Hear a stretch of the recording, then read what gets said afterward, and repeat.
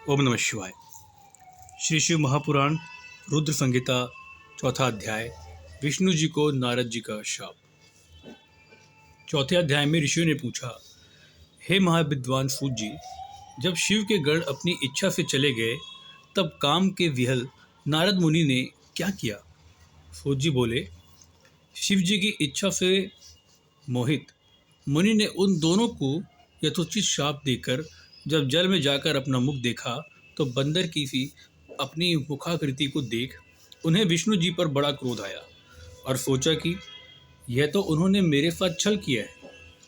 इस कारण वे क्रुद्ध हो विष्णु लोक को चले गए और बढ़ी हुई अग्नि के समान वाक्य कहने लगे। शिव जी की इच्छा से उनका ज्ञान नष्ट हो गया था और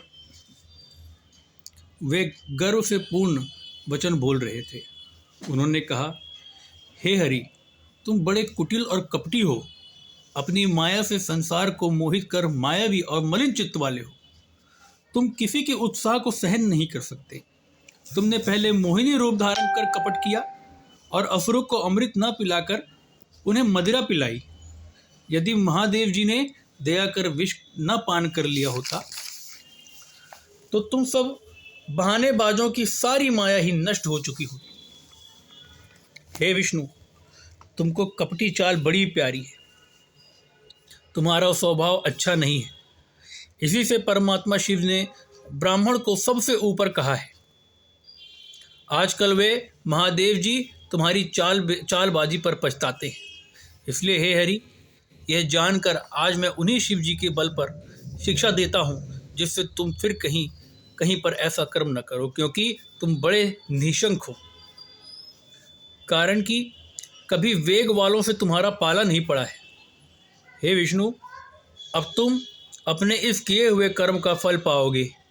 हे विष्णु, तुमने स्त्री के लिए मुझको व्याकुल और मोहित किया है और जिस स्वरूप से मेरे साथ व्यवहार किया है, हे हरि, तुम भी उसी रूप से मनुष्य होकर दुख भोगोगे और जैसा मेरा मुख किया है इसी मुख वाले तुम्हारे सहायक होंगे। तुम भी स्त्री से अलग होने का दुख पाओगे और संसार में अज्ञान से मोहित होकर तुम्हें भी नरलीला करनी पड़ेगी। इस प्रकार नारद जी ने भगवान को श्राप दिया। विष्णु जी के शिव जी की माया की प्रशंसा की और विष्णु जी ने शिव जी की माया की प्रशंसा की और उस शाप को ग्रहण कर लिया। फिर महादेव जी ने विश्व मोहक अपनी उस माया को खींच लिया जिससे नारद जी मोहित हुए थे। उसके हटते ही नारद जी फिर पहले की तरह बुद्धिमान हो गए और पश्चाताप करते हुए बारंबार अपनी निंदा तथा शिव जी की माया की प्रशंसा करने लगे। फिर आकर विष्णु जी के चरणों पर गिर पड़े। भगवान ने उठाकर उन्हें आसन पर बिठा लिया। नारद जी ने क्षमा की प्रार्थना की तो विष्णु ने समझा कर कहा कि हे नारद, खेद मत करो। तुम मेरे श्रेष्ठ भक्त हो और इसमें संदेह नहीं है। तुमको नरक नहीं होगा, क्योंकि तुम मद से मोहित होकर शिव जी का वाक्य नहीं माना था। तुम उनके और हमारे भी बड़े भक्त हो। इससे शिव जी तुम्हारा कल्याण करेंगे और यह तो तुम्हारे गर्भ नाश के लिए ही उन्होंने ऐसी माया की थी। भगवान शंकर गर्भ के हरण करता है। वह परमात्मा सच्चिदानंद रूप निर्गुण और निर्विकार हैं। साथ ही वे सत, रज, तम तीनों गुणों से परे निर्गुण और सगुण भी हैं।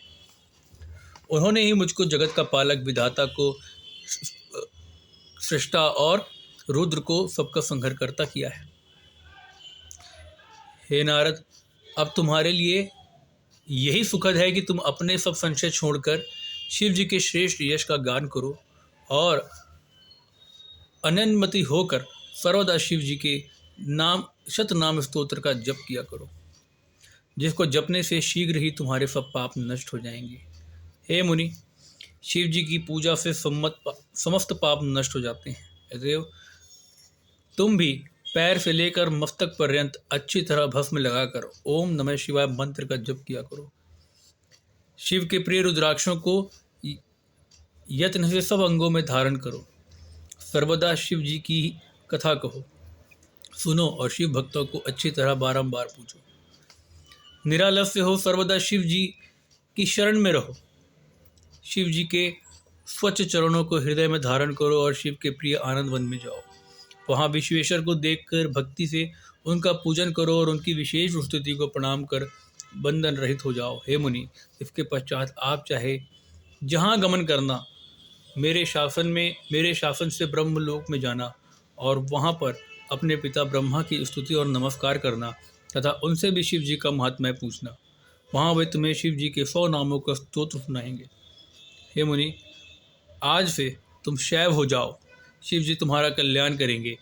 ऐसा कहकर शिव जी की स्तुति करते हुए उनका स्मरण और नमस्कार कर वे वही लुप्त हो गए। इति श्री शिव महापुराण द्वितीय रुद्र संहिता का 4वां अध्याय समाप्त।